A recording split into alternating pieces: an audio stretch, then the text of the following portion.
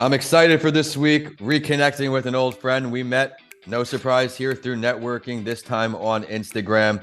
He's a veteran on the shows. We last touched base when he started doing work in France. He was in South Africa. He's Yeah. US based. He's all over the place. We're bringing on Sellah to talk about his transformation now to Black Butterfly. It's great to see Yes. you, man. You as well, brother. Thank you for Yeah. having me. Of course. Everyone tuning in, welcome back to That Entrepreneur Show, the podcast that inspires you to become the best version of yourself. I've had the opportunity to sit down with a new entrepreneur each week since 2019. And for this week, we're bringing back one of my favorite guests because of all the value he continues to bring to you all through his firsthand experiences. I think we should start right at the top here. We're going through this brand change. You're transforming, you're growing. Let's talk what is leading you from Sellah to Black Butterfly.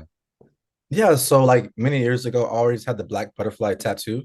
And my friend who gave it to me, he told me like the definition of the black butterfly because I felt like, to be honest, I felt like the butterfly was so redundant and like everyone uses it and it's so like just common, but I never heard of the black butterfly at all the Right. time you see like the symbolism and stuff. So he told me like it means like death, ego, rebirth, transformation.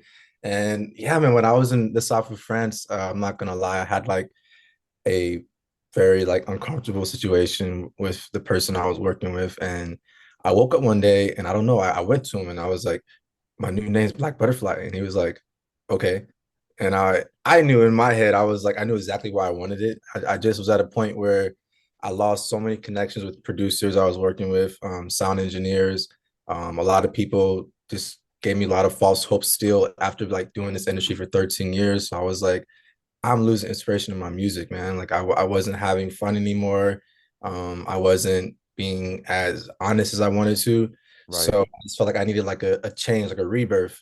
And I don't know, just the black butterfly came to me and I was like, this is my music, you know. Sellah is my brand. I want Sellah to stay in my branding. I want Sellah to stay as like a movement because the idea behind Sellah is like freedom, kind of similar to Black Butterfly in a way. It's like self-expression. It's like stop and listen. So we'll Sellah with one L. So I felt like changing the Black Butterfly was more appropriate for me for my music because it gave my music more of a purpose for me at least when I market it, when I do my visuals, when I do my recording, I now have like a more idealistic place to focus what I want for my music. And yeah, and I record everything now. I engineer everything now. I'm even Amazing. my own music now, so it's like it's definitely like a rebirth of me. So it just felt so perfect to be the Black Butterfly. I took out the A obviously, and I keep it as one word because I really like artist names that have like three names in one, but it's condensed into one word. I just think it looks so cool. So yeah, man, the whole idea of it was just it was a fun and like enlightening experience for me just to transfer my music to something a bit more consistent, I guess. So as Sellah, you were just creating the music. Now, as the Black Butterfly, you've learned to engineer, you've learned to produce, and you've learned to do all these things. And I think you made a great point there, rebounding from false hopes. And I've typed up for the show notes, Yeah.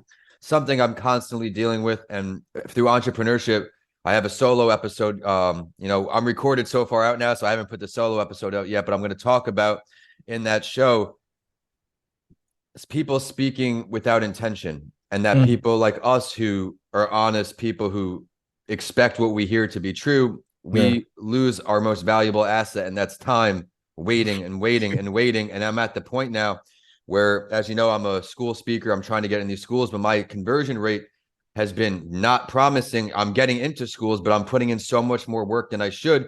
I'm Just to giving get them into schools. tons of free books, tons of free materials, which is fine because I want them to have it. But I'm But getting great feedback on the books. I'm getting all of these things. They're saying you'll be perfect for fourth and fifth grades. I see you coming in for this. We're going to bring you in for this. But then instead of just having honest communication, I just get ghosted. And now I'm reaching out schools two, is three, crazy. four times. It's been happening for years. So now we're making a nice transition behind the scenes to get more involved with the hospital and doing some more work at the hospital, trying to Okay. get the hospital patients and the kids. I want to get involved any way I can. And now I'm looking forward to trying to make a difference with people who want my work, who are appreciating my work. And just like you're finding ways to transition. But you first joined me, I don't even know, it might have been 2020, 2021. You were At in least years Cape ago, Town. I think. You were in Cape Town. You were in Yeah. South Africa. Yeah. Compare and contrast that in France for me. Where did you like living best? Cape Town, Cape Town is always going to be in its own like vicinity because it's just South Africa is so slept on when it comes to like how amazing it can be. Obviously, despite the the post you know what's it called with the whole racism and everything went out there in the government post that, it's still an amazing place and it has so much potential. So like I never to be honest compare any place to Cape Town. Like I love Cape Town. Yeah, But France, the fact that everyone, it's crazy when I say I'm France, everyone automatically thinks Paris. So like to be in the place that was not Paris, I was like literally in the south of France where it was sunny, like it was not cold. It was like there was lizards. Like really. yeah, dude, it was a whole cultural shock, bro. I was like, this is France, you know. That was despite the bad things that happened there. I'm still grateful that my ex-friend brought me there. Because without have going there, I wouldn't have discovered Black Butterfly. I wouldn't have tried to learn how to engineer my music. He gave me a computer, which I still have now. So like, I felt like that situation made me become what I am right now. So I don't look bad at France. I was just more of it just didn't work out how I planned. Right. Um, but it was great, bro. Like every day I would go to the lake. Like there was a lake in France and had like all these like trees and greenery and no one was there. And I literally would engineer at the lake. I brought my laptop there. Like it That's was just sick. yeah, dude, it was an amazing experience. I really appreciate the fact that life brought me there and also made me really realize how blessed I am to be where I'm at, to have my family like I do, because being there, I was sleeping on the couch, and it wasn't like a nice couch. And, that was like at 30, 32. Yeah, no, 33. So I turned 33 before I went to France. So yeah, bro, the whole idea of like me being 33, sleeping on the couch again for my music, I was just like, I felt like I was taking steps back, but really, bro, I was propelling myself where I'm going right now. So yeah, I don't take anything back. Yeah, I mean, you giving great advice again there. You're finding bright spots even when things aren't working out. And I've had this conversation with someone just so recently, just being grateful for the things that are in front of you. And you have all these learning lessons that you've carried over. I'd love to now touch on some of this new music you've not only created, but you've engineered and produced. Mm, We'll start with where we can find everything. We'll plug yeah. you right now again at the end, of course. And then let's talk about some of the new music you're most proud of. Yeah, man. So yeah, Black Butterfly is on every platform, thankfully. I'm still under Equity, which is Jay-Z's new company, which is still cool. It's not like I have like a contract under Jay-Z, but I'm under a company that he made. It's not Rock Nation, but it's still like for Yeah, me, as an artist, I looked up to Jay-Z and like I of want to be on Rock course. Nation. So New like York, New York guy right here. So yeah, so it's just steps in like a direction, and also it's nice because I have in my close friend story the company, and like whenever they watch my close friend stories or anybody that I have in my close friend stories that aren't actually like my friends, but they're like people that I admire and they watch my close friend stories. I mean, man, I don't need you to say anything to me. The fact you took time out your day to watch my story is like I'm not doing nothing wrong. You know what I mean? So like I always like do small things for myself to allow myself to know that people are watching me. And I used to get in my head because I do not pay third. So for Sellah, I won't lie, man. I paid for streams. I paid for listeners on Spotify because people ask, "How do you get Spotify?" This is whatever. If you honestly are like anyone would know to Google everything, so you can be like, "I want more listeners on Spotify. I want more followers on Instagram." Man, I did that and I paid something like for like $50 and I was so happy when I have it, but then everything went away, bro. And I told myself for Black Butterfly, I'm not paying any streamings, I'm not paying any listeners from my Instagram page. I'm not paying for followers on the Black Butterfly page. I'm not paying nothing. I want everything to be organic. And everyone says like you have to pay now for anything. And I mean, I feel like to an extent it's true if you want to be in that game. But for me, Right. I feel like you don't need to pay for things to be known. You just have to keep working and keep trying to make things that are impactful. And once the right people see it, like it's gonna make a ripple effect. I'll die to this day to going with that idea of like Right. how to work. So with Black Butterfly, I haven't paid for streams, I haven't paid for followers on Instagram, I haven't paid for listeners, I haven't done nothing. And so It's taking a sweet time, bro. I think right now, the most listeners I got on Black Butterfly and Spotify was like 600. But for me, like even with Sellah, I only had like 700, and that was for 14 years. So the fact that my way of Right. thinking, Black Butterfly, already got pretty much the same amount of Sellah within a few months, it would to me it was like, all right, man, maybe I'm not too crazy, you know. It speaks And volumes, it dude. speaks It's volume, bro. A lot of people would like, they'll have like, 90,000, 100,000 followers on Spotify and shit. So like sometimes I feel stupid, because I have like a 200K on Instagram. But for me, it's like Instagram doesn't correlate to the next platforms. And I think people don't want to understand that. They think that, oh, you have 200K on Instagram and blue check, you must be doing good. It's like, dude, like, how many people have 1 million followers on Instagram that you don't know about? right. Like, there's so many. So if you're basing that off of me and my success, it's like you either are lazy in your thinking or you're just not respecting my grind Right. because I'm working so hard just to stay relevant on IG. You know what I mean? And now that I with Black Butterfly, I shoot all my Sellah, I kind of used to shoot my own photos, but now I do all my own visuals, bro. So from videos to photos to content, everything's self-timer, man. And people think I have this huge team.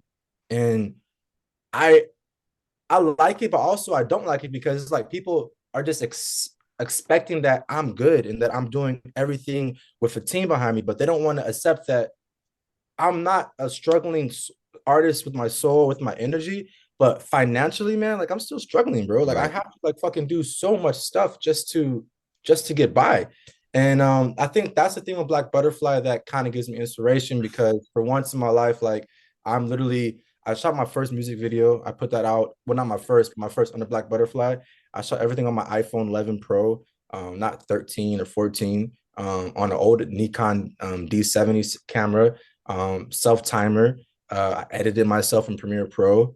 I shot the video. I did the vocals. I did the recording. I did the production. I took guitar strings from a guy online. I wrote him say, "Hey man, I use your strings in my song. I gave you like a percentage on whatever." He's like, "Thank you so much."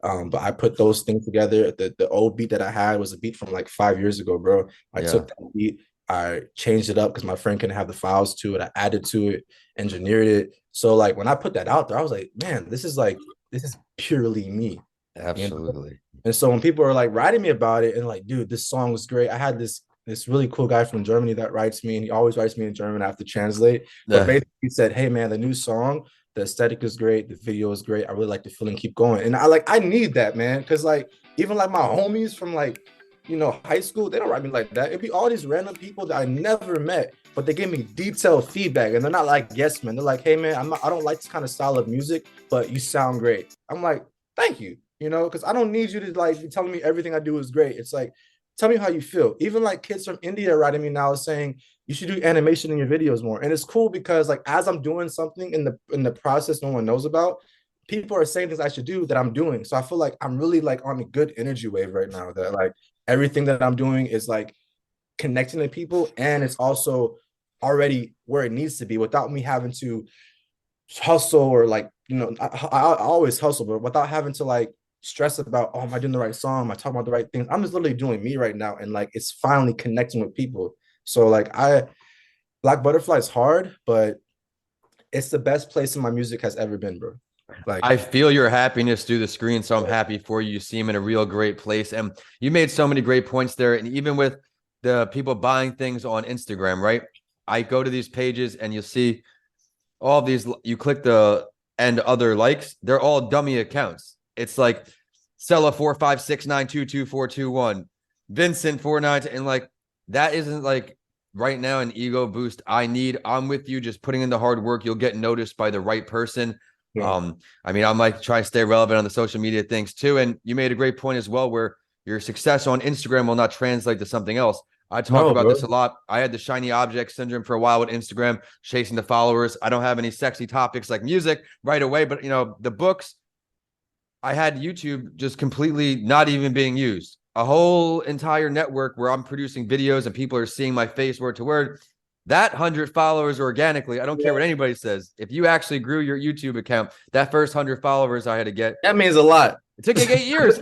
It's like, It took forever to get those followers, so I respect how you said that, and I appreciate you said that. oh man, I gotta subscribe to your YouTube account. Yeah, I I'll don't do know if that. we do each other. We'll have to do that for each Yeah, other. I'll get definitely. a preview of this episode when it comes out on that channel. You've Right. talked about so many great things today, Sellah, but before I let you go and I revisit your social media, your website, I'd love to ask for just one piece of advice you may have now that you're experienced, a decade into the music industry.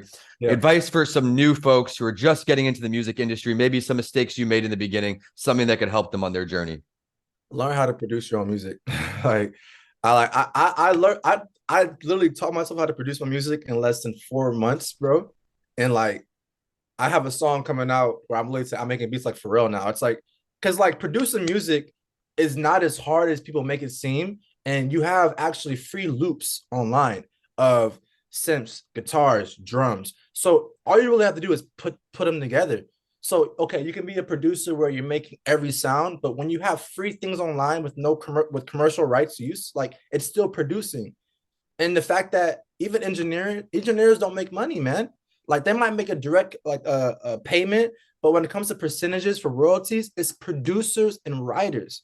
I didn't know that. I thought me engineering my music, it was a good thing for me, but honestly, producing is the most important thing for musicians because you literally get that money back and more over the songwriters and the artists. So It's yeah, my incredible. biggest advice to anybody that's doing music, learn how to produce music. Like that's one thing that if I would have known back then, because I'm so dope right now, and it's only like 4 or 5 months into it. Insane. Insane. I'm like, if I would have had this mentality, like 14 years back, thinking about what I'm doing right now, it's like it's crazy, but it's cool because it's part of my journey. So I'm not. Hey, it's all I'm not lessons learned, and that's unfortunately entrepreneurship. And you've heard me say this, I'm sure. There's no blueprint, there's no textbook. It is simply trial and error. You thinking you know it, and then you don't. You fix it a little bit, you still don't get it. You do it again, again, again. But yeah. Sellah, aka Black Butterfly, please again share all your social media, your website, best place to find your music, all things for you.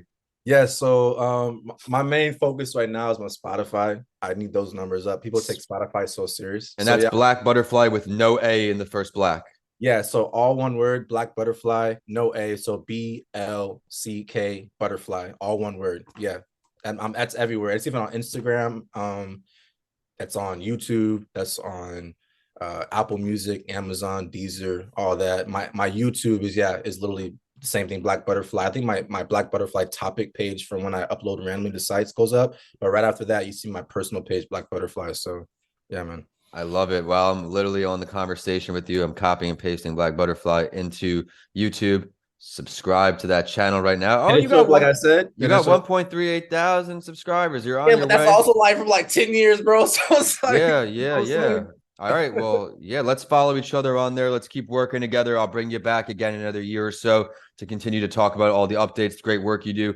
Thank you again for taking the time as we are starting our day together here. Right now, he's on the East Coast, so we get these early meetings in. Very much appreciative of the value you bring to the audience here each and every time you come on the show. And until next time, I wish you continued success and keep grinding.